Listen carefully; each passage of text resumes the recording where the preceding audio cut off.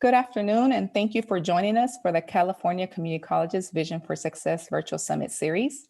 Today's topic is Meeting Students' Basic Needs. I am Dr. Ciria Martinez, Assistant Vice Chancellor of Student Equity and Success, and it is my pleasure to continue to collaborate with my colleagues at the Chancellor's Office and our external partners who put this series together for all of you.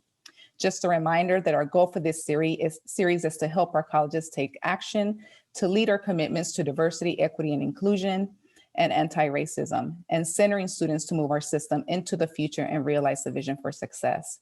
Each one of us is responsible for doing this work, so I thank you for your commitment and also for showing up today. So before we get started, I just want to remind everyone that you have access to live captioning. You just have to click on the live caption tab. Also, you can engage with us by using the Q&A chat box, and we will try to answer as many questions as possible during the live session. We will also select a few questions to ask our panelists at the end of the presentation. Next slide, please.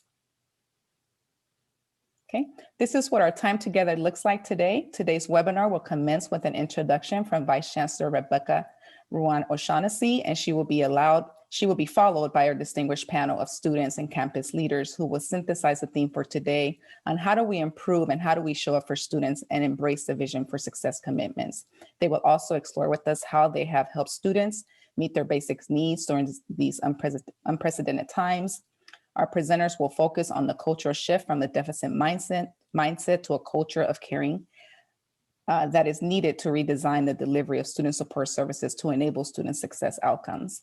The panel will also discuss their efforts to break down those structural barriers to integrate our wraparound student support services through courageous leadership and how they have designed with the student in mind.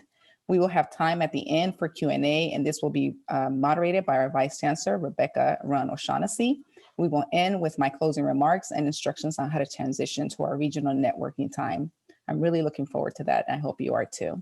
Again, thank you for joining us. And without further ado, I will turn it over to Vice Chancellor Rebecca Ruan O'Shaughnessy. Thank you, Dr. Martinez. Good afternoon, everyone. Rebecca Ruan O'Shaughnessy, Vice Chancellor of Educational Services and Support at the Chancellor's Office. Really appreciate the opportunity to be here and moderate this esteemed panel. We're so fortunate to have Dr. Garcia and Sierra Gibbs from Imperial Valley College and Dr. Perez and Andrea Dargo from Cerritos College here with us today. Before I turn it over to them, I would like to just spend a few minutes, just provide some context with you on how the Chancellor's Office views student-centered financial aid and basic needs redesign as a system priority, and how we like to partner with you to fundamentally change student experience in our colleges and live up to the promise of we accept top 100% of the students. As community colleges, we have the responsibility to serve all people who want to achieve economic and social mobility through education. And we have the unique opportunity to demonstrate that education is the great equalizer. So I will say that we are not only in the education business, we're also in the prosperity business. And we can do that by advancing the vision for success goals and making sure that every student's learning journey in our colleges is a trajectory changing opportunity. So what does that really look like, right? That's where the basic needs program come in. It's about creating a student-centered infrastructure that enables equitable access to all the available instructional and student service support for everyone. Not just those who are privileged, not just those who are lucky to know someone who know about the services, or those who are savvy enough to know how to navigate the system.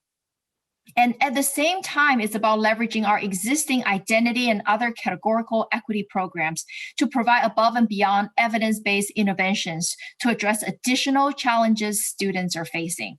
So I would really encourage us to think even more broadly, thinking about potentially leveraging kind of all the leveraging points between basic needs and financial aid, as well as other instructional practices within the classroom, right? It's about being flexible in our program design, knowing when to lead, when to follow for the sake of the students. If we're truly being student-centered in our design of student support, then program boundaries should not be an important consideration for the student-facing piece of our design, right? Support should function like a safety net to the students. They just need to know that they can afford college, right? And once they're on our campuses, they're supported and will continue to receive support to further their learning. And support will be there when they need it and where they need it. And we can then, as administrators, right, and leaders, then work in the back end to be creative and figure out how and where to pull the funding, where will make sense to integrate intervention models between programs, et cetera. So I know you're all here today because you believe in the work and believe in the direction that we're heading. And I also want to recognize that this is really cutting edge work. There's no magic bullet. So I appreciate all of you to continue to try new things, collect data, and share your learning. And knowing that there's been so much progress, right, within our system, I'm very glad that we get to highlight two efforts today. So I want to introduce my speakers in pair. Right, first from Imperial Valley College, we have Dr. Martha Garcia, Superintendent and President, and Sierra Gibbs, a student from the college. Dr. Garcia and Sierra, take it away. Good afternoon, muy buenas tardes. It is a pleasure to be with you this afternoon and share what we are doing for our students at Imperial Valley College. If we could proceed with the presentation. Next slide, please.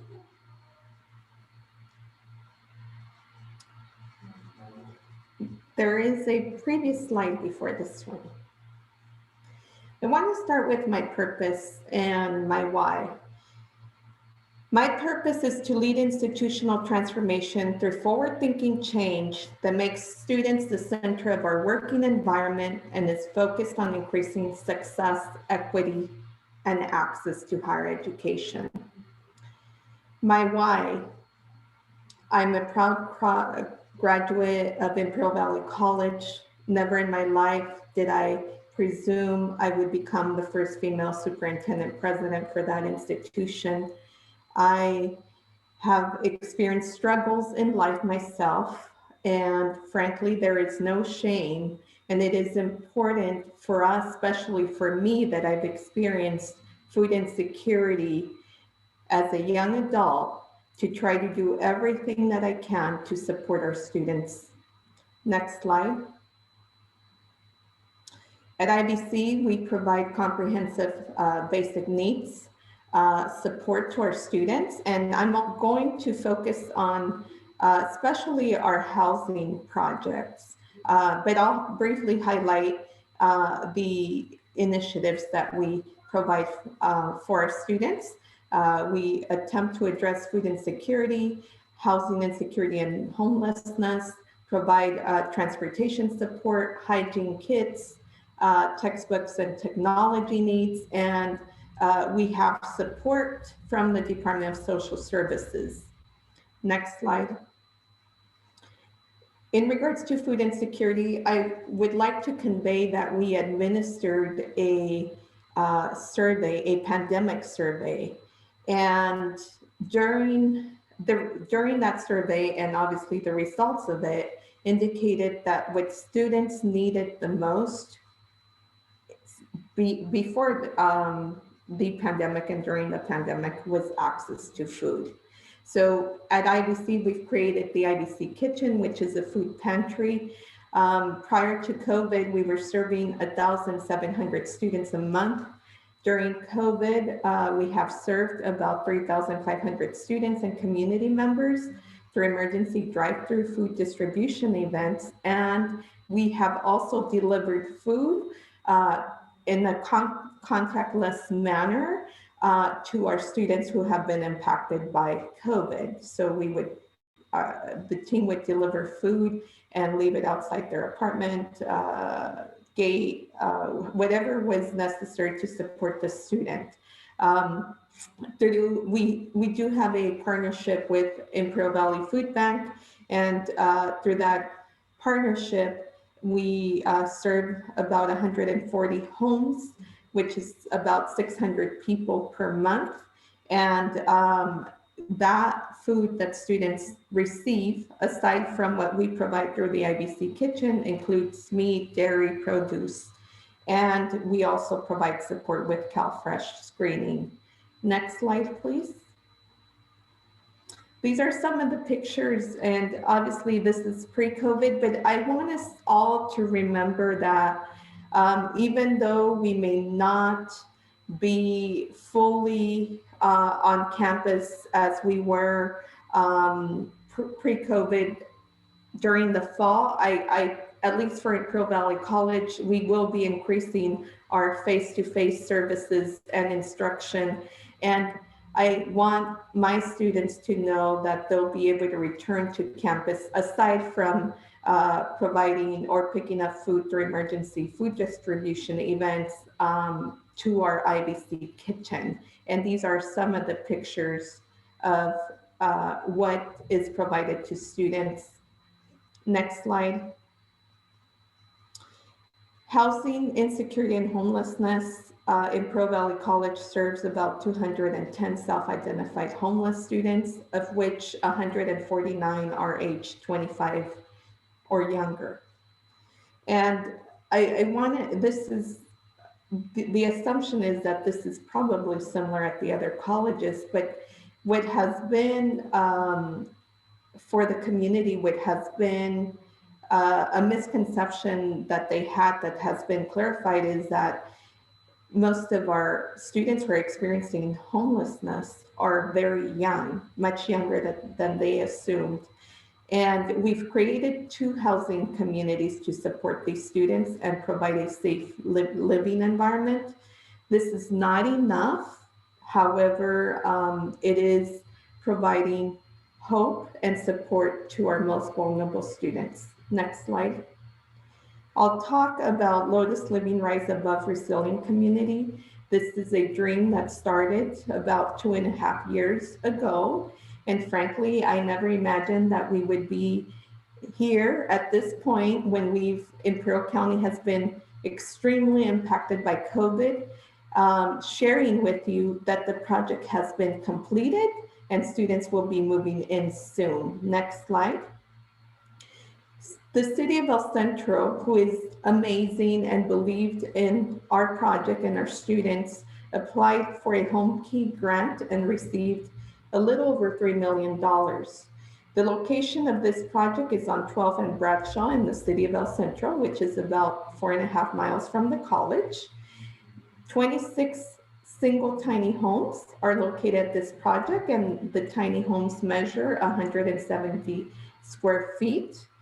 3 of the 26 units are handicap adapted, and the project will be housing 26 students. Next slide, please.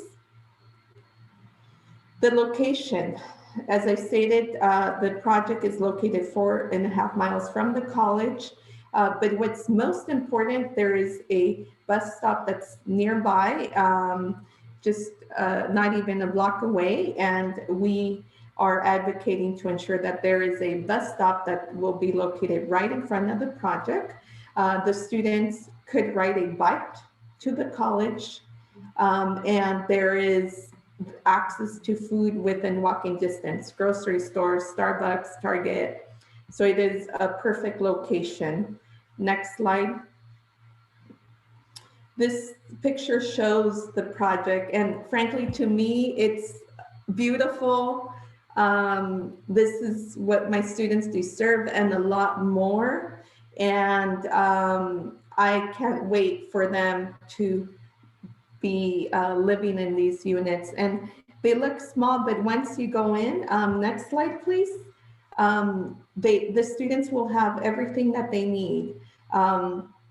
They have a normal sized bathroom, a kitchenette, they have a bed, a desk, and obviously these are brand new. And what's most important for me is that we are creating a community of support for our students. And I really believe that those that will live here will be proud of this community, because the city of El Centro and the community has embraced this community and is very supportive. Next slide. The other community is the Desert Trails IBC community. And next slide, please. The college was donated 12 trailers, RV trailers, such as this one that's pictured here. All of them are 2 years or newer. And this is our current pilot project, housing project. We do have a housing coordinator supporting it and a resident assistant in addition to other team members. Next slide, please. In that survey that I mentioned earlier, the pandemic survey, a student shared this with us. And this is what drove me even more to try to continue to do the most that I could to make these projects, the housing projects, a reality. I'm going to take the liberty of reading this because this is a reminder of why this work is critical. I am homeless with absolutely no assistance, not even from my parents. I struggle daily to find safe places to sleep, and even the places that I can find are still terrifying because they are out in the open where anyone can walk by or approach me at any time. I am lucky enough to be able to shower once every 1 to 2 weeks, but in between those times, I become disgusted with myself because I have nowhere to clean up at all, or even just simply to go to the restroom properly or have access to toilet paper. There are no more public restrooms or porta potties open at all anymore, and it's very difficult to find a business or establishment that is open or willing to let me into their restroom at all, not even for a couple of minutes. I fear that one day I'm going to get caught by a police officer for going to the restroom in public. Sometimes strangers are able to give me change to buy food but it never feels like enough or like the right kind of food that will help me because I am limited to what I can purchase due to not having access to a stove or even a microwave. And I can't purchase anything that needs to be kept cold because I don't even so much as own an ice chest. And I don't know anyone that will let me store anything in their fridges or freezers. Everything I buy must be ready to eat at that moment. I can't even buy fast food because I don't have a card to go through the drive-through windows in, and most places won't let me inside to order. This was when the pandemic was at its peak, and it was copied exactly the way the student wrote it on the survey. Next slide. As many of you, we provide support with transportation, and yes, this has changed during the pandemic, but we have to keep in mind that our students will return to campus and that these services are necessary. So therefore, we are planning for that to provide bus tickets, gas cards, parking passes, if needed, hygiene kits, and we will continue to provide school supplies. Next slide. We also provide support with textbooks. They are lent to our students, laptops and internet hotspots. Next slide. And the Department of Social Services would come to campus pre-COVID and support all our students who are on CalWorks, and also those that needed to apply for CalWorks, Medi-Cal, CalFresh, needed support with domestic violence. They would allocate social workers to provide direct support to our students and eliminate the barrier of having to travel to the site. And my final slide, please. So it is important, as I conclude, to provide some recommendations. It is necessary to try to truly understand the needs of students. we should ask them. We may assume that we know what they need, but reality is they're the ones that know what they need, and our services should be created based on their needs. It is critical to remove barriers for students, eliminate the requirement to complete documents, and provide verification for each department. For our students, they are supported by the team in student equity, working in student equity, and then they are handed off, so a warm handoff to other departments to try to eliminate the requirements of providing a documentation at each department and having to go through the trauma of sharing their story with each department. This is extremely critical. It's stigmatized help seeking. Obviously, as I shared earlier, there is no shame in having need in life. Correlate efforts to access, retention, and completion, especially if you are being provided funding by foundations. It is critical that you demonstrate how this support is helping our students. Include the instructional programs such as the social work courses, construction programs, and internships programs. And finally, create partnerships and seek external funds. This one's very critical, and later on, if time permits, maybe during the breakout sessions, we could talk more about that in detail. Thank you so much for your time with us this afternoon. And now I have the sincere pleasure of introducing my student, Sierra Gibbs.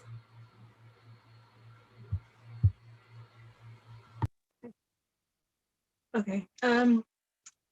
IBC has been very helpful.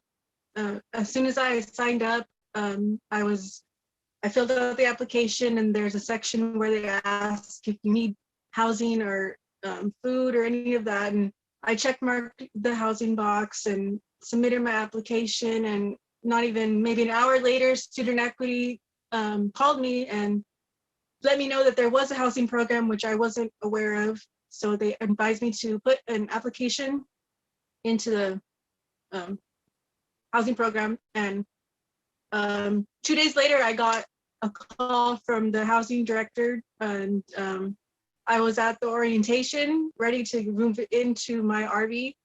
And as soon as I moved in, they helped us. Anything that we need, it's the RA, the assistant, is there on call 24/7. They've been very helpful. I don't know if other schools have anything like this, but I really recommend it, because without this program, I probably wouldn't have joined school, to be honest. Because without stability, security, safety, it's very hard. Just like that other student had quoted, she had nowhere to sleep. Well, where are you going to put your books? All that stuff too. So it's very helpful.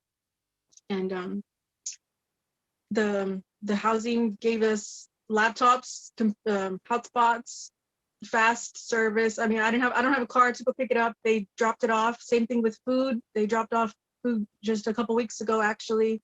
They asked me if I needed hygiene and food security when I first signed up, but I asked only for hygiene, and they gave me a gift card as well, without me asking for it. But also the people that are going to be part of this program can't just be anybody. They have to genuinely care about the students. The housing director that we have right now, you can sense his genuine, like, he really does care. Same thing with Dr. Garcia. You can tell she really does want to help, and she explained why. And yeah, that's, I don't know. That's, yeah, it's a great program, and I think every school should have it, because you would probably get a lot more people to sign up. And like I said, everyone deserves a chance at education, and it's definitely very helpful. Thank you, Sierra, for sharing your perspective and your story. We're so glad to hear that, you are able to kind of get the support that you need to have the stability and security and safety so you can actually focus on learning. So I really appreciate your story. And thank you, Dr. Garcia, for really laying out for us what it means to be, to have a student-centered design, right? Rather than just based on kind of program verticals and eligibility, right? So next we have Dr. Dilcy Perez, Vice President of Student Services at Cerritos College, and Andrea Dargo, a student and a CalFresh Outreach Ambassador from Cerritos. Thank you so much, and good afternoon, everyone. Really excited and honored to be here on behalf of Cerritos College. Many of you may or may not know where Cerritos College is, but we are located in Los Angeles County, close to Long Beach, and many great cities, Cerritos, Whittier, Downey. But we are a Hispanic serving institution, and we are ranked 9th among the top 25 colleges with the highest Hispanic enrollment in the US. And so we're very, very proud of that. Our student population is composed of about 55% first-generation students, and near 70% of our students receive financial aid. And that's important for this conversation today and the discussion that we're having regarding basic needs and financial insecurity and homelessness, right? So on average, we have about 20,000 students, and we were very, very honored this year to serve as a 2020 Equity Champion of Higher Education, which was awarded by the Campaign for College Opportunity. So I share a little bit about that with you to demonstrate certainly who our student population is, but also our commitment to equity and closing the educational achievement gap. And that certainly is, I know, a priority for a lot of us, but I have to give a lot of credit to the vision of our board of trustees, as well as our president, that really, as you know, that type of commitment has to start from the top in order to mobilize the resources and to demonstrate that vision. And so the things that I'm going to talk to you about today were because of that vision of our board and our president, but also, as many of you know, on a lot of our college campuses, there are people who have passion and a commitment to work on behalf of our students, even before we formalize processes. So about probably 5 to 7 years ago, we had a small task force that came together that started putting together all of our basic needs responses. And I honor the task force and the work that they've done, because that set such a strong foundation for what I am about to share with you today. So our phase, in the phase that we're in right now at Cerritos College, is our goal is to centralize all of our basic needs services and support. And centralizing is important because we don't want students having to hunt around and look for where those resources are. So on many of our college campuses, you hear the stories of students who know every resource and they're tapping into them. And then you are saddened to hear, as a student's graduating, that they never knew we had some of these valuable resources available. And so our goal at Cerritos College is to create what we call a culture of care and a network of support. And when I say a network of support, that means it is not just one person's job or one department's responsibility, that we all take it very seriously, that we want to create a net, a safety net for our students, so that when they experience these challenges, we can remove those as quickly as possible. I'm going to share some of our programs that we're working on, but I want to just reiterate that every campus does their, will do things very differently. And there is no right or wrong way by which to approach this work. And I share that because you might see some philosophical differences in the way in which we approach the work. And I think that's okay. It is important that we are responsive, as Dr. Garcia said, to the needs of our students, which may be different depending on the region, may be different depending on the college. So next slide, please. Or a slide. I just realized there was no slide. Great, thank you so much. So as I mentioned to you, our vision and goal is to centralize and create a central office or center dedicated to meeting our students' basic needs. Now, many of these services are offered on a lot of college campuses. The one thing that I would say that we've done that I am really proud and excited about is we've created what's called the Falcons Nest. And the Falcons Nest is an approach to the way in which we address basic needs, but it's also a physical space. So we actually repurposed a portion of our game room, and we created, it's about 1,500 to 2,000 square feet. And inside of the Falcons Nest is Franco's closet, which is professional clothing attire for our students. And I know that we visited, I think it was West LA, they had an amazing clothing closet that felt like a store experience, right? So with a changing room, a space for children to play while their family members were looking for clothes. And so we emulated that in our Franco's closet. So we're excited about that space. On the other side of that space, and I'll show you a picture in a minute, is Franco's Market. And our motivation that we wanted to replicate in Franco's Market was a Trader Joe's experience. So it is important that when we do this work, we provide experiences for our students that are done with dignity and respect. So we wanted our students, when they were coming to our food pantry, one, to have access to fresh produce. And I think many of us realize that we don't want to just give out junk food. Nobody needs just all junk food. Now, those are good things to have. And oftentimes when people are stressed, they are very helpful to have. But we also want to provide fresh produce. And so in this space, even the shelving will remind you of a Trader Joe's experience. The other piece of Falcons Nest is we have an office for our case manager, which I will talk to you about.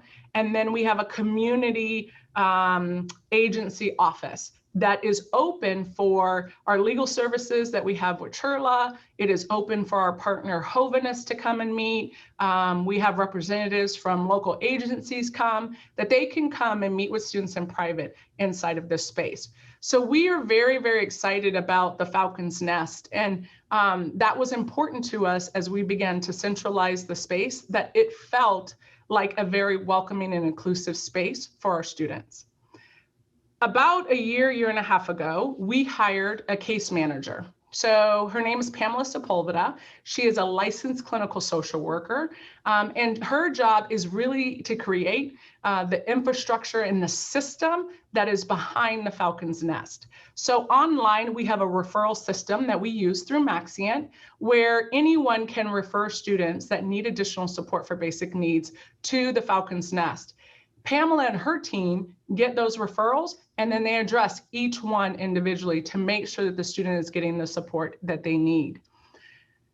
The other piece that we have is the CalFresh assistance, and we have a grant for that. And I'm excited that Andrea joined us today, and she will speak a little bit about her experience as a CalFresh ambassador. So next slide, please.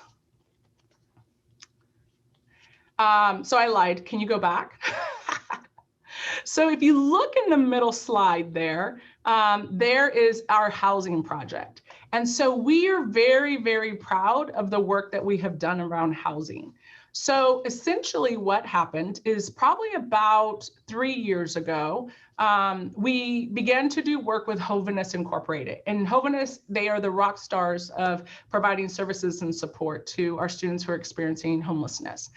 We had peer navigators on our campus, and so when they found out that a student was experiencing homelessness, they would make a referral to Homelessness.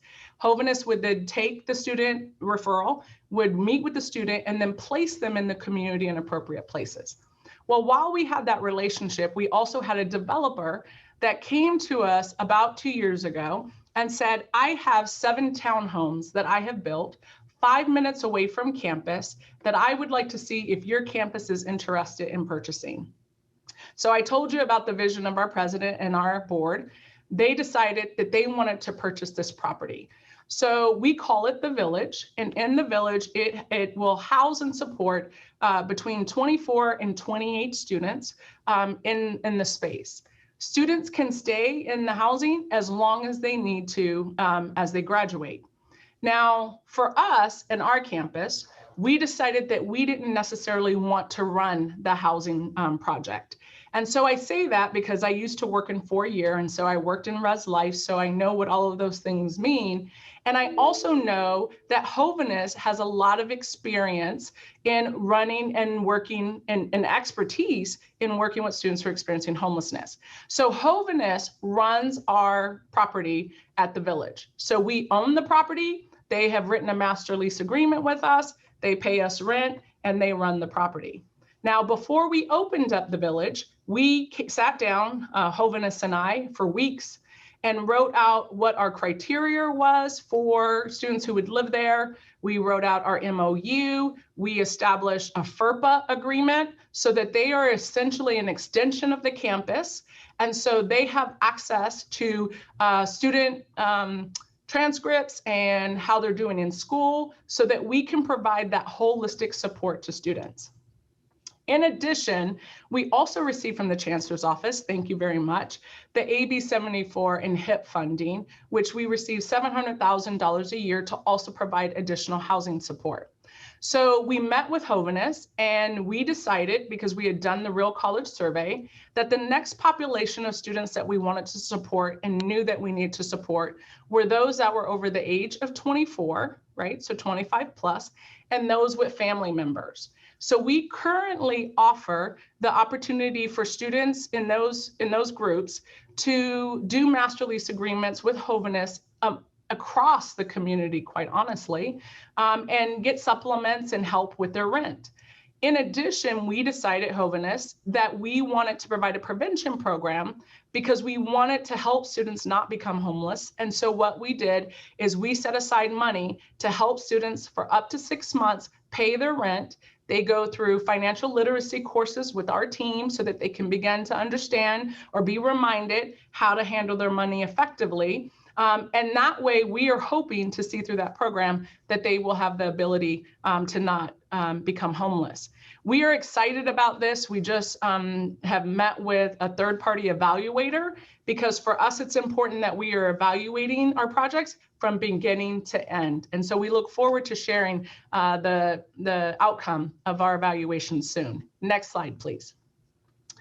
So what's next on the horizon, next phase at Cerritos? So I'm really excited. Our campus is moving, as many of you are, with guided pathways. We have learning and career pathways on our campus. Well, when we were creating this infrastructure, it became really clear that one case manager, there is no way that one case manager can effectively provide the high touch service and support to 20,000 students. So what we have done and decided to do, and we're really excited about this, is our general counseling area, they are moving to a case management model based on our LCPs, so our learning and career pathways. We have 7 of them.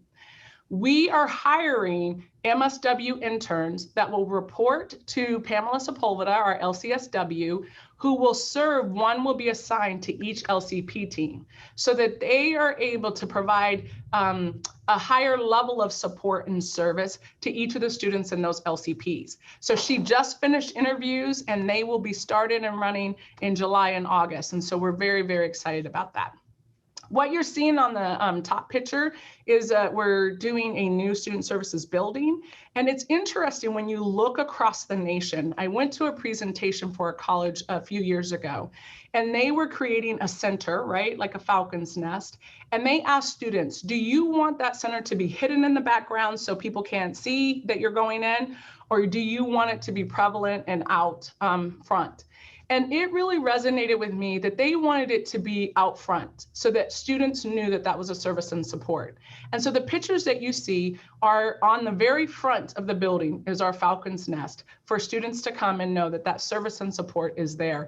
And so you see that it's divisible. So there's sliding glass that will divide the areas. So we're really, really excited about this space. Next slide. So as we are talking about how do we tackle unconscious bias, there are a few things that, you know, I think are important for us to think about beyond the specifics of the services that we offer. One of the things that's important is to normalize that many of our students, a majority of our students are experiencing challenges with basic needs as they go to college. And I think that when we start to help people understand that this is not an isolated experience for just a very few students, and helping them understand that this is a significant barrier and challenge for many of our students, I think it changes the mindset. And so I think that campus education and awareness about how to work with communities, and really, as many of you know, it's anti-poverty work, right? That what we are trying to do is increase the social mobility of our students. And so that's the way in which we approach the work that we do. The second thing that we try to do often, actually, as a learning organization is create an intentional space for inquiry. And that means that we take time to stop, to look at the data, to look at our business practices, to look at the things that, how are we intentionally supporting our disproportionately impacted students? And oftentimes, and I think Dr. Garcia said this, is that we realize we are missing students from that table, and we need to be very intentional about making sure that we're just not having that conversation, but that we are including students as well. And lastly, the thing that I think is important if we're going to do this work and to do it well is that we all take time to walk through our business practices, our policies and procedures, and look through the lens of a student. And so thinking about, are our policies and procedures unintentionally creating barriers for certain groups? So I'm going to use a little vulnerability here and self-disclosure, because I'm really, really proud of the team and the work they've done. We went through and looked that we had 180 holds, different types of holds, 180. We went through and had a team that said, do we need these holds? And many of them, as you know, were really old. And we knew that we don't want students every time they go in the system to see something telling them, you have a hold, you can't move forward, you have a hold. We went through and narrowed down that list to less than 30 different types of holds, right? Some would impact, some not. So that we made sure that we were only using exactly what was necessary to help support our students. So that's just one example of one of the things that I think we have to create space to rethink every process that has been created to make sure that it's not hindering our students. So as you can tell, I'm really excited about what we're doing, but the star of our show is really the students. And so I'm happy to introduce you to Andrea Dargo. She is currently a major in business administration. Sounds like she might be kind of having interest in the humanities because of her ambassador role, but excited to introduce you to Andrea. Welcome, Andrea. Hello, hi, thank you so much for having me here. My name is Andrea Dargo. I am the CalFresh Outreach Ambassador for Cerritos College. I'm going to share a little bit about my college experience and some of the challenges I faced. And I would like to point out some of the ways in which Cerritos College has helped me overcome those hardships. So early last year, I had lost my housing right before the pandemic stay-at-home order went into effect. The owners of the home I was renting decided to sell the property and move out of the country. So with very little notice, I had to move my family into a motel. I had to apply for government assistance, homeless vouchers, and CalFresh benefits. It was a little bit overwhelming, quite a bit overwhelming, trying to, stick with my studies while having to face all these hardships. And at that point, the campus was still open. And I was surprised to see that there were a lot of basic needs resources that were available to me. But it was somewhat of a scavenger hunt, trying to find out which department offered which services. And my CalWorks counselor referred me to EOPS and the CARES program, who referred me to the homeless liaison. And I was able to receive a lot of the basic needs benefits that are offered by Cerritos College. So I received meal cards, gas cards, school supplies, graphing calculators, laptops. It was very helpful. And then when the campus closed, I had received an email from my CalWorks counselor about a paid opportunity raising awareness about mental health and food insecurities. So I applied and I was chosen to be the CalFresh ambassador for my campus. And my campus advisor is Pamela Sepulveda, which Dr. Perez had talked about. And she's kind of that case manager, the director of our basic needs task force. So I decided to volunteer and take care of the CalFresh side of our Falcons Nest. And as Dr. Perez had mentioned, the Falcons Nest is run by faculty members who strive to ensure students have access to basic needs. And with CalFresh outreach, meal cards, food drives, and pop-up markets, there's no reason for students to go hungry, even if they're undocumented and don't qualify for government assistance. And the innovative partnership that was established between Cerritos College and Homelessness that provides housing assistance through rapid rehousing for individuals over the age of 25. And we also have the Village located off campus that provides housing for individuals under 25. The Nest also provides for hygiene kits and referrals to mental health resources. And these are just some of the examples of what is available at this time. And it sounds like there's a lot more services that are to be offered once the campus is reopened to the students. Now, my experience as an outreach ambassador has pulled me out of my comfort zone and forced me to get involved and get creative in a virtual environment. So I've recently teamed up with the Nest, with the Falcons Nest, and created a student-run club called Finding Funds for Falcons. And the focus of the club is creating a community of resources and financial support for students. So from scholarships, internships, job opportunities, and government assistance, I feel that this is a great way to connect students with the Nest and any academic resources that they might need. And after reaching out to my peers, when I got notice of this presentation, and I wanted to reach out to some of my peers and ask, what kind of needs, what is it that they wanted to hear from or see from leadership to, that would make their experience better. Because I'm one of those people, I'm very much involved on the campus, and I am involved in the resources. I try to share as much as I can with the student clubs that I'm involved in. But after reaching out to my peers, I heard a lot of mental health concerns. It sounds like students are able to ask for the help, but they're referred to outside services, and there seems to be some kind of a disconnect at that point. So whether it be the facility or the student, I'm not really sure where the disconnect is, but I think maybe having someone to talk to on campus would be a great resource, even if it's just a temporary liaison until outside services could be secured. I think that would be a really great resource. And it sounds like from my peers, it sounds like that's where the focus is at this point.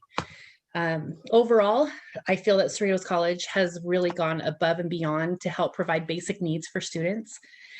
Personally, I feel like I'm thriving in a virtual environment. So I'm very happy with my experience at Cerritos College. Thank you.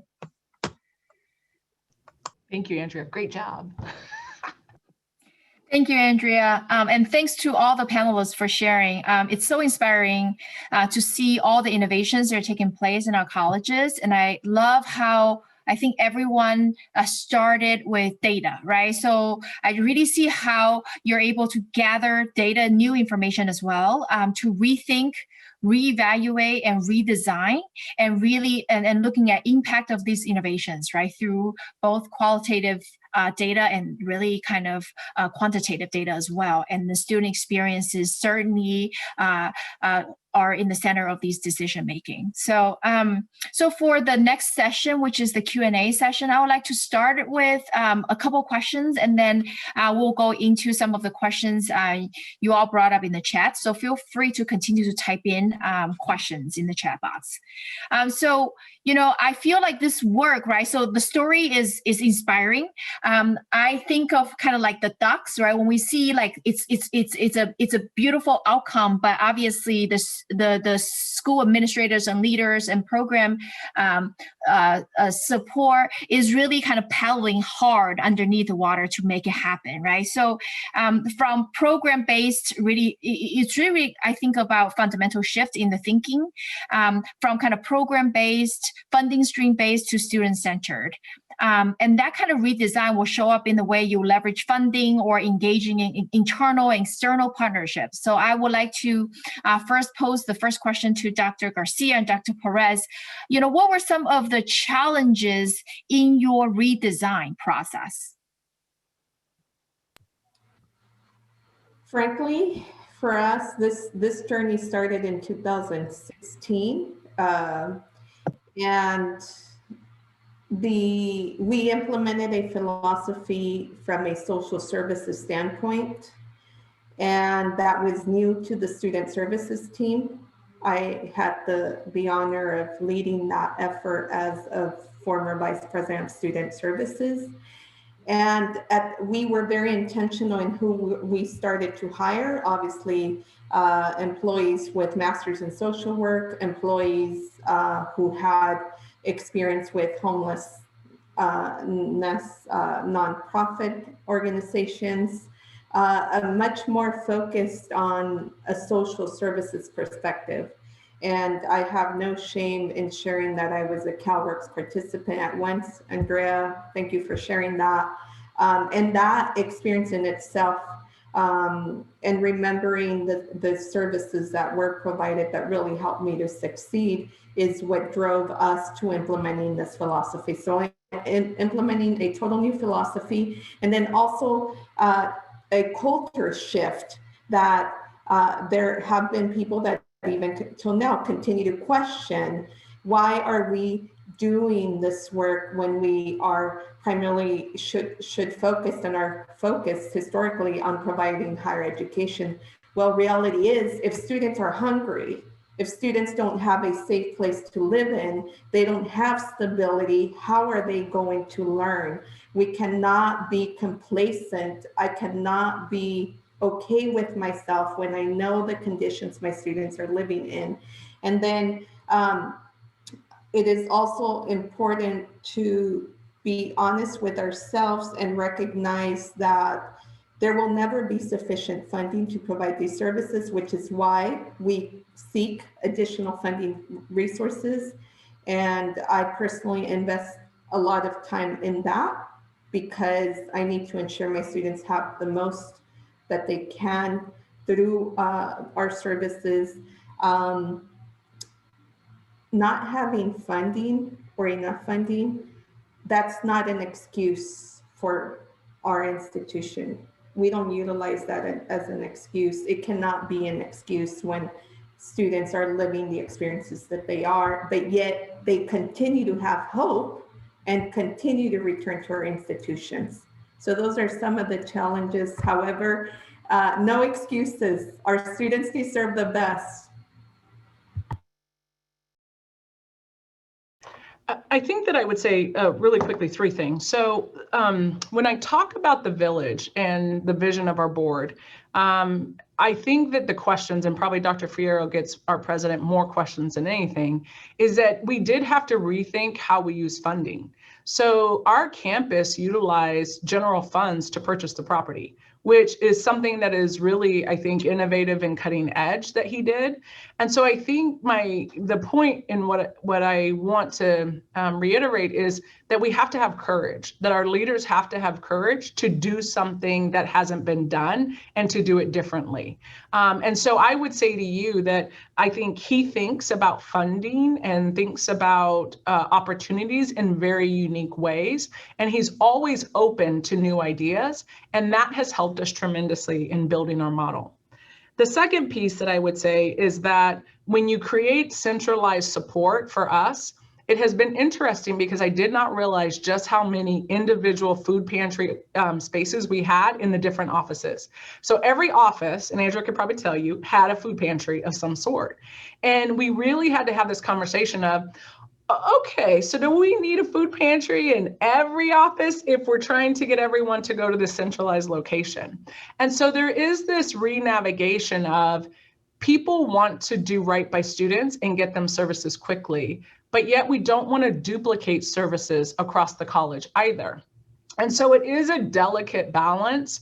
What I love is Pamela and her team, as Andrea said, they have actually been we've done food distributions the whole time. We have served about 20,000 community members actually.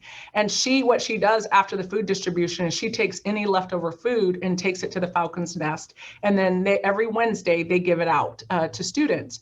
And one of the things that Pamela did that I so love is she sent an email to all of the offices that had food pantries and said, if you're at risk of food expiring or you want to get that food out to students, we will have facilities go pick it up and then we're going to get that out to our students. And so I love that integrated approach and collaborative effort by which to meet the needs of our students. But we don't want to exclude people, but we don't want to replicate services either. And lastly, the thing that is important as we have built this over the last few years is you kind of are building the plane while you fly it. And I actually hate that analogy because I've never seen a plane being built while you're flying it. Like, it just doesn't work. But the notion is that you're not going to have everything figured out until you start to walk through it. And so on our campus, what we do is our goal is to be a learning organization. Did we do the best we could, right? Perfection's not the goal. So when we learn that we could have done something differently, we just think about it and reflect and go do it differently. And so as we have built the referral system, as we have addressed the criteria for housing, we are in constant reflection to shift and adjust to meet the needs. And I worry sometimes that on campuses, we want it to be perfect, right? And it has to be outlined and it has to have this SOP. What we want to do is roll up the sleeves and just do the work. And we will work everything else out because students need us. There has to be a sense of urgency to the work that we're doing. Thank you for that. So the second question I have is really around, this is, thinking about guided pathways and thinking about this is already 4th year of implementing guided pathways. And guided pathways is an organizing framework, right, for us to carry out the equity agenda and advance our vision for success goals. And I've heard, some of, the panelists mention, the program is student equity. Some of the funding come from general funding. So that's really squarely fall within that kind of guided pathways approach, right? So for this year, we really want to focus on the 4th pillar of ensuring learning, right? Because comparing to other pillars, this one really gets to the piece of student outcome, not just output. So effective teaching in classrooms is clearly important, right? But what are the additional opportunities we can better support students, right? Both inside and outside of classrooms, really thinking about how we support them in terms of learning. So I want to maybe start off with our student presenters, either reflecting on your current existing kind of learning experience or your previous learning experience. What can the campus do, right, within in the learning environment? What are the opportunities that we can continue to or better support you in that journey? I would say not me personally, but a few of my people in my class have said that some of their instructors will just assign pages in the book, have them read it on their own, and they do their work pretty much on their own and just submit it to the teacher. And a lot of the students don't like that because you're pretty much teaching yourself. It's no interaction, no nothing. My teacher, fortunately, we meet with her on Zoom every time we have class, and she'll lecture to us, read the book with us, do the work, along in class, and then assign us homework on the side. And so I think if maybe teachers could possibly at least mandatory record a lecture and post it, so at least the students can look back at that, and if they need help or something, that's one of the main things that I've heard a lot of other students complain about, but I haven't personally gone through that myself. I have to agree with Sierra. That is definitely a challenge that I myself had endured last semester, especially with a math class. Math class is math, right? So, I mean, it's one thing to have an instructor, to be on campus in front of an instructor, being able to watch it being played out on a screen, and then to move to a completely virtual environment, all online, where, and I'm sure that there's that bridge, right? Last year, we were trying to figure out how are we going to learn in an online environment. And that was a really difficult time because, like Sierra said, we were basically teaching ourselves from a book. There was no student and teacher interaction other than emails, which how many students do they have on their roster, and they can't get back to everybody in a timely manner. It's just impossible for the instructor. I think at least Cerritos has done a lot better as far as that learning curve, right? So we're in more of a hybrid type learning where even though it is all an online class, a lot of the instructors are offering maybe a Zoom once a week where they can go over the instruction of the course and what's expected of the students. That's very, very helpful for a lot of us, because hearing it, firsthand from the horse's mouth, so to speak, you understand what it is they're talking about. And then there's also from my peers who are saying that, some of them have to go back to work. They don't have the privilege of just being, a student, full-time student. So they are not able to adjust their schedule properly to attend these Zoom meetings when they are available. So they're asking for something more on a recorded session. But from my experience, some of my instructors want that open, like an open communication. They want to have, I want feedback. I want to have a conversation with students. So it can't be a recorded conversation anymore. That seems to be one of the, so I agree with Sierra on that one, and I think bridging that gap, I think would be very helpful. And hopefully things will be going back to an on-campus setting, or maybe even just a hybrid type. And that would be very helpful, because I'm not ready to go back to campus. But I do see the importance of being on campus as well. So I think that would be helpful. Appreciate that. So Dr. Perez and Dr. Garcia, do you have any thoughts kind of just in response to some of those challenges that the students brought up? I think, I don't know, Dr. Garcia, if I didn't want to. Go ahead. I think the thing I would say is looking at even the support services that are offered for students, right? So as you know, access to tutoring. Someone made a comment the other day that really resonated with me, that as students are transitioning to high school to college, we use tutoring, right? And we're telling them to use tutoring, use tutoring, use tutoring.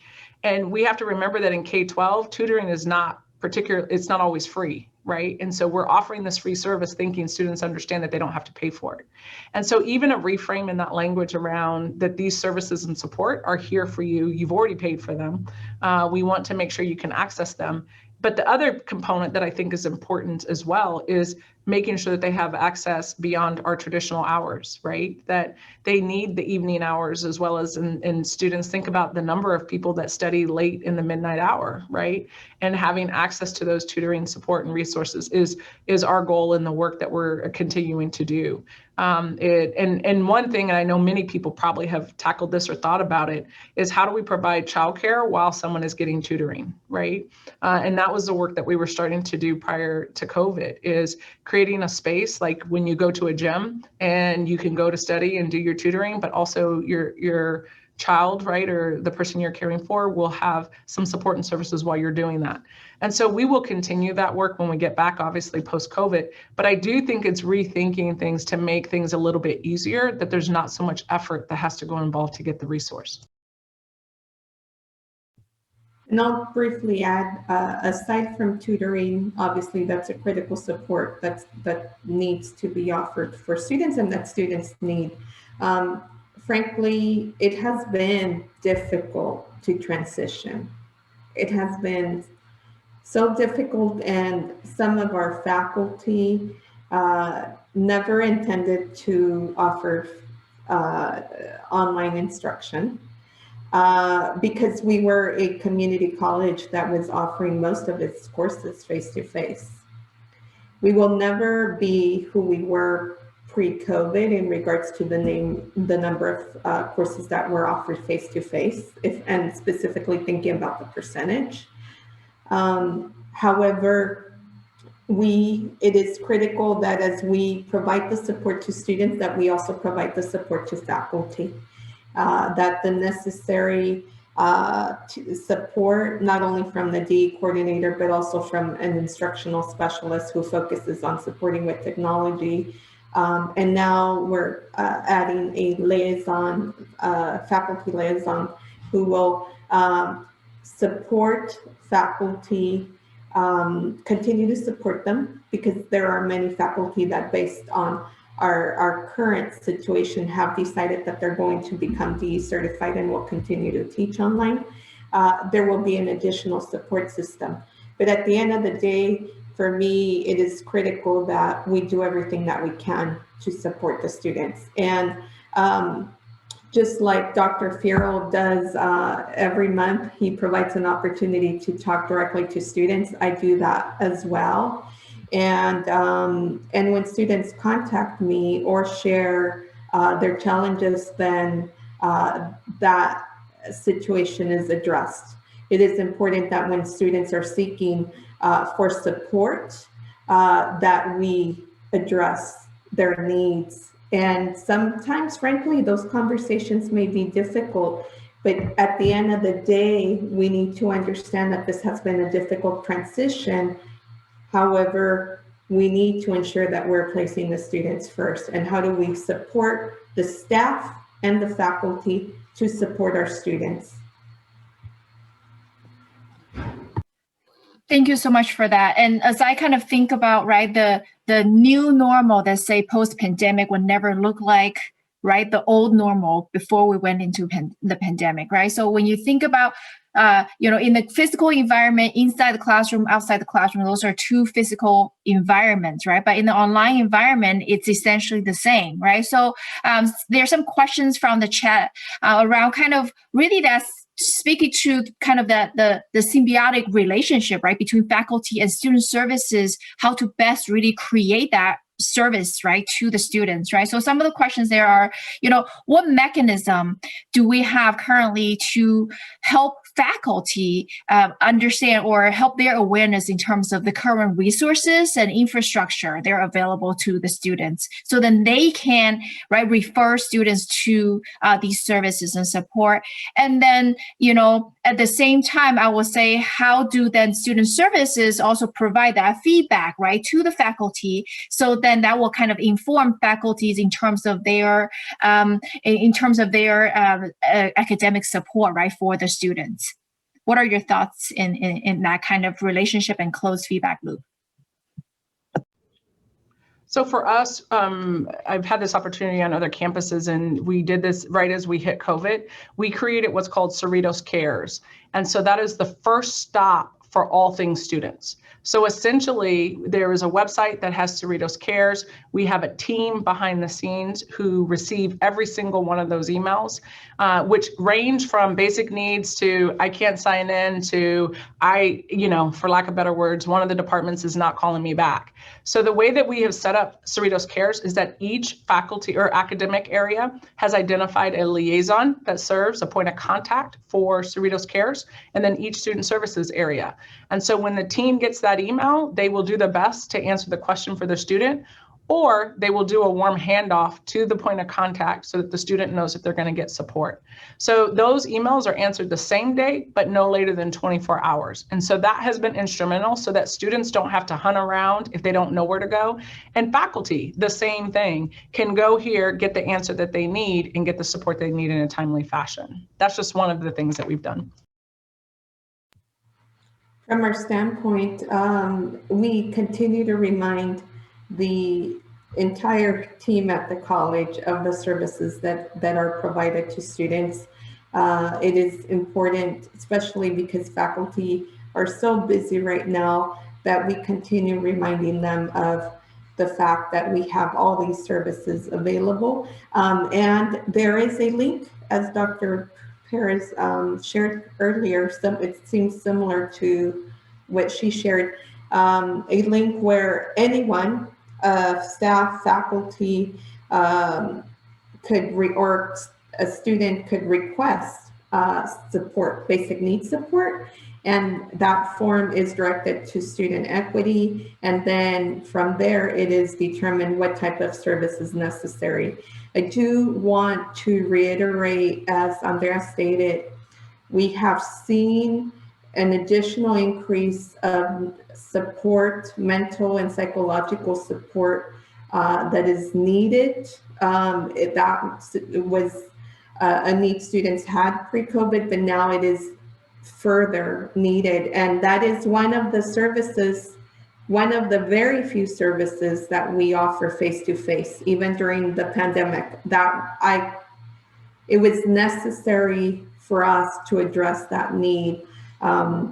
So that the continuous reminder is necessary, and also it works both ways, from student services to academic services, in regards to when the student services team hears about the needs in the classroom and communicating that. And I reiterate that sometimes those conversations are difficult, but at the end of the day, if we remain focused on the students and what they need, then we proceed forward. Appreciate that. Another question in the chat touched upon kind of the technology support and investment. Here, the question specifically is kind of towards the faculty, but I'm really thinking about, during the pandemic, we really start to see the importance of online education, right? And Andrea mentioned, like, after the pandemic, she doesn't necessarily want to go back full-time, maybe a hybrid model, right? So we're thinking about, how do we do hybrid flex? Like, when we think about different, right, models that can really meet students where they are, right? And then that will alleviate some of the transportation challenges and all of that. So my question is much more around, what have we learned, right, in this somewhat to many very painful period, right, in terms of pandemic? What's the silver lining, right? What have we learned during this period that will really inform our decision, right, post-pandemic, in terms of technology support, in terms of hardware, software, as well as kind of really in terms of delivery of instructional and student services? Oh my God, we've learned and continue learning every single day.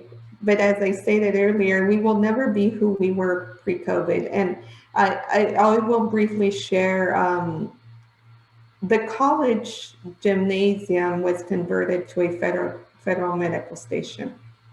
No other community college in the state of California did that. And why was that necessary? Because COVID impacted Imperial County in a disproportionate manner. And we had, in comparison to death rate, we have the highest death rate in the state. And that has been traumatic, frankly, for this community, for our students, for our employees.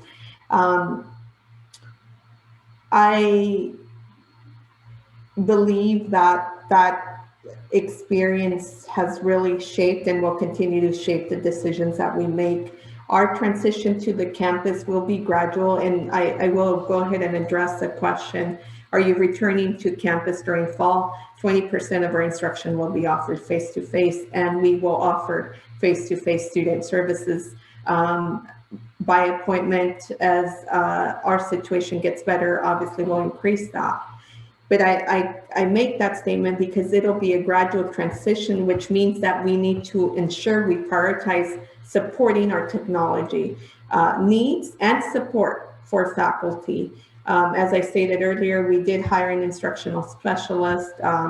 We have also hired a few months before the pandemic an employee who supports us with captioning.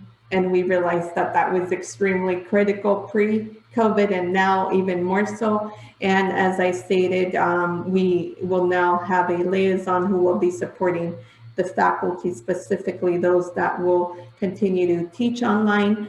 And we've invested tremendously in technology. Some of the two additional technology investments are 20 of our classrooms will have the capability to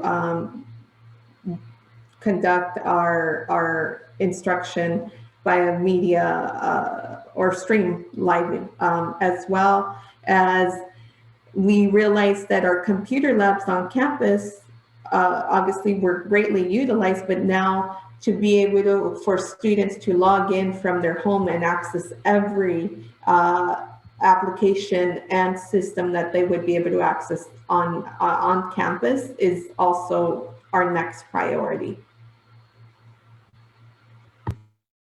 So I think when Andrea was talking, right, we all know that there are students who have thrived in this environment, even from a student services and programmatic aspect, right?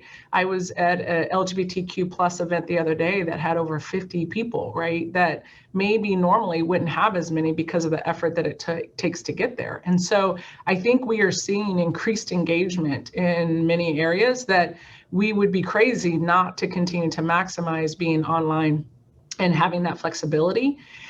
And I'm excited about the opportunity to offer, as a campus, more hybrid models and more online models, right? We have needed to do that for a very long time.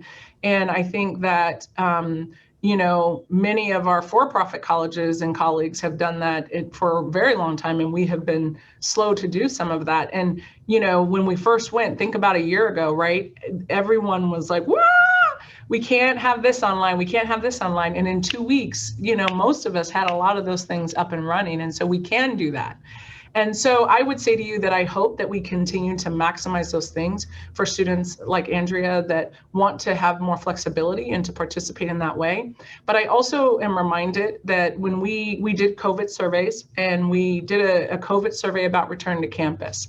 And when we did the survey, we had to stop and pause, because we sent the survey to currently enrolled students, right? And we were thinking, like, let's hear from students what they want. And what we had to do is to stop and say, but wait a minute, we've lost some students, right, over this course of time. And is anyone asking them what they want and what they need? Because what we know is most of the students that are here now found a way to be successful, right? They like it and they have thrived and they're there. But many students do not do well or may not do well in online remote learning environments. And we have an obligation and responsibility to them as well.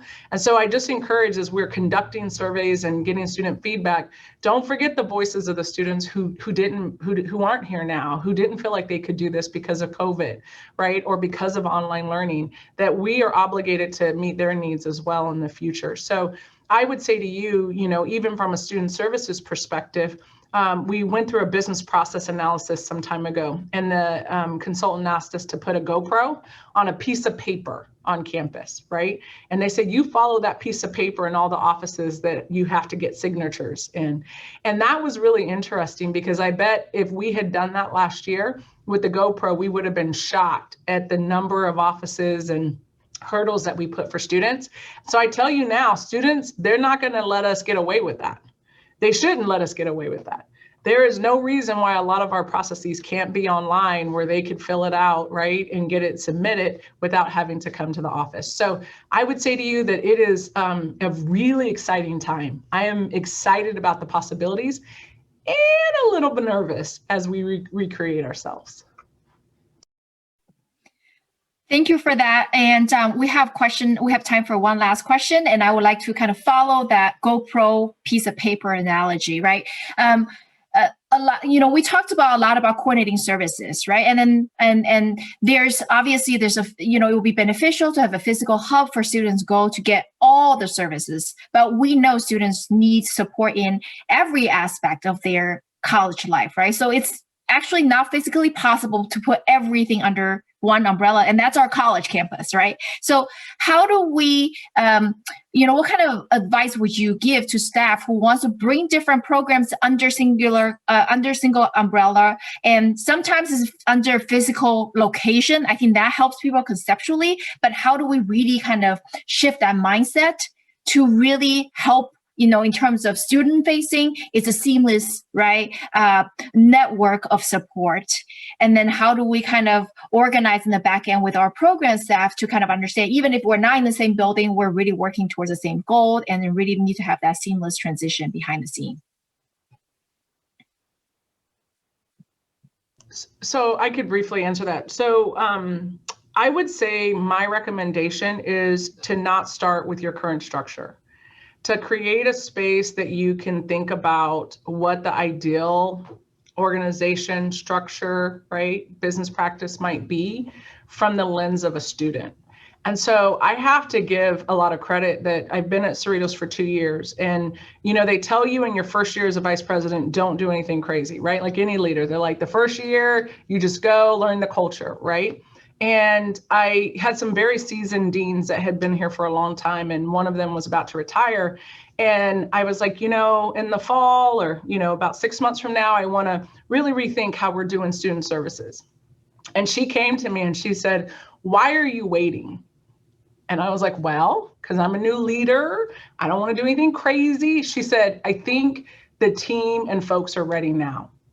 And so we did 2 retreats, 2 4-hour days, where we essentially said, we want everyone individually to go away and redesign what you think student services should be for our students in the future.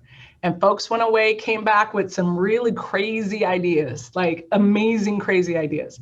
And we sat together as a team and really reorganized our entire division. And I say to you, and I'm proud of that, because that was a team effort, community buy-in, where people removed their individual agendas and maybe personal interests to create something that was for the best of the students. And I'm happy to say, with the support of obviously our president and the board, we achieved all of that reorg within that year. And I say that as an example, 1, because I'm proud, but 2, that I think that as we're looking at supporting students and students with basic needs and bringing people together, I think for leaders to create spaces for us to really begin to think about things differently and give permission to dream and think outside the box, and then work backwards. Because oftentimes we think about our current structure trying to create that. And so that's just my encouragement, is to get away from the people and to think about it from a student's perspective and design that way. Totally agree with Dr. Perez, and I'll just add that from a standpoint, obviously I have commitment and passion, but I can't do this work without the support of the team and without ensuring that I empower them to be creative. It's okay if we start something new and if we fail, as long as we do something and continue to strive to do more for our students. Creating that environment is really what has led to innovation and what has led to our team thinking outside the box and knowing that if they come forward with an idea, if we believe it's going to help students, then obviously I will support it. And that is what has, that philosophy and support is what has helped us achieve what we have up to now. But it is critical for every department to have a team member who is supporting these students. I have what you would consider a special populations expert in each office, in the financial aid office, in the A&R office, and obviously not in, I think all my team members in student equity are excuse me, experts in serving these students, but I also need someone for them to provide a warm handoff and someone that will reduce the barriers for these students. We need to obviously ensure we're not asking for additional documentation when the student has provided it already in one office. That is my greatest recommendation. Have your expert in each department and collaborate. We cannot do this work alone. Thank you for that. And I thought that was the last question, but I saw another question in the chat. I think it will be really good. Dr. Garcia said, right, students know best what they need, right? We don't. So the question here in the chat is, how do we tap into the voice of students? Many times we have very low response to surveys. So I think I would like to start with Dr. Garcia and Dr. Perez, and then I would like to close off with our student leaders to tell us what we can do more to hear you.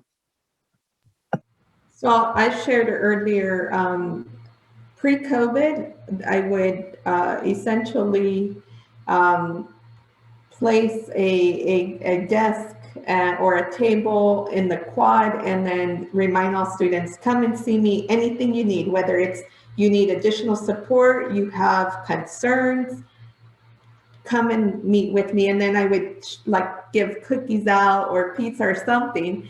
But that direct contact with students fills my soul, and I don't have the opportunity to do it too often.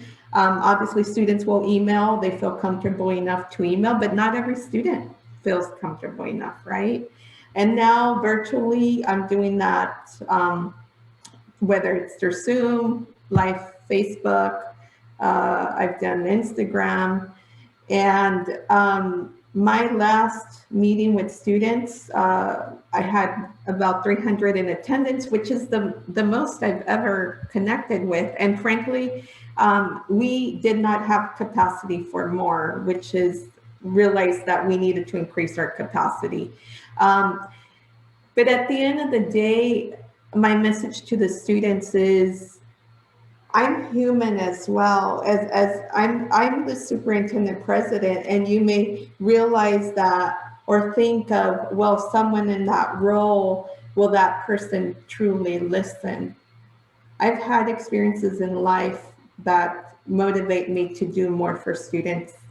And if my students come to me, I will try to do everything that I can to support them. We may not always be able to, but we're definitely going to try. So creating an environment where students feel comfortable to reach out and communicate with us is critical. So I would say to you that there's a myriad of things, right, that many of us know through surveys and feedback, focus groups and, formal and informal, like all of those things, we should be trying to solicit those. One of the things that has been heavy on my mind, quite honestly, is what I believe to be an equity issue, is that we say that we want the student voice, and we want them to come and volunteer while we're all getting paid around the table. They are giving us their time free. And one of the things that we've talked about and need to continue to talk about is how do we acknowledge the service of students when they are coming? So for instance, on a search committee or when they are, participating, we want them to spend the same amount of hours reviewing applications, and they're doing it absolutely for free, while the rest of us are getting paid. And so one of the things that I think out of the box idea and thinking about is how can we reward or acknowledge, right? And it's not a reward because it's not a reward for us, right? We get paid. So how do we honor the work of our students when they're sitting at the table in those committee meetings, when they are coming to help us to really give us their voice in these ways? How do we acknowledge that in the form of either bookstore or gift cards or financial compensation so that we can make sure that we are creating that seat at this table that's equitable and not based on their goodwill?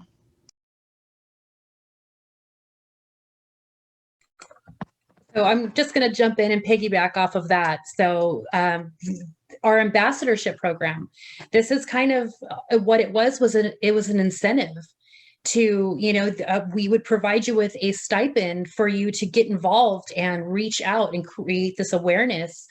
And I think that a lot of the community, like within my peers, of course, I had to get involved. Like I said, I had to kind of step out of my comfort zone because I've never done anything like this before. But student clubs reaching out in my classroom, I'm not afraid to, even virtual classrooms, I'm not afraid to reach out to my instructor and ask them if I can share the CalFresh pre-link, the pre-qualification link. And a lot of them are willing to do that. Can I have like 2 minutes before or after your presentation so I can just raise awareness of whatever? And actually for this, I was just notified, 2 days ago about this summit meeting. So I was trying to get some information back from my peers. And so I threw out like an incentive for them. Like I'll email you a gift card if you give me some feedback, like just send me a quick little email with some information on what your thoughts are. What do you want to see from leadership? And kind of took that with, the information I got from everybody. And so now I have some gift cards I got to email out at the end of the day today. But, how are we going to galvanize our students to participate and get involved? And the only way, peer to peer, really. I mean, when you hear a faculty member or, staff saying, do this survey or email this, email that, it gets lost in my inbox, honestly. And it's sometimes with all of the studies that we have, it gets overlooked and thrown on the back burner and then forgotten about.